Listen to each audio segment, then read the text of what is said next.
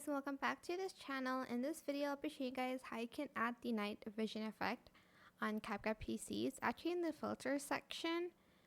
If you want to, just type in night under filter so it's easier for you to find it.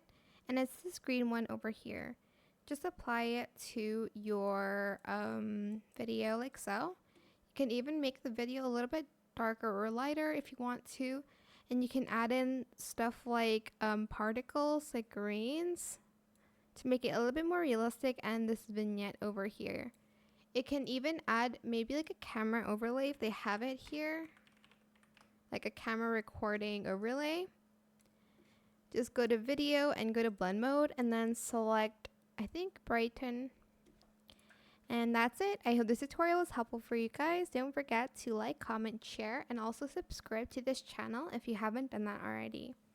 If you have any more questions about this video, just leave it in the comment section down below. I will try my best to answer them all for you guys. And if you found this video helpful, please click the thanks button as well.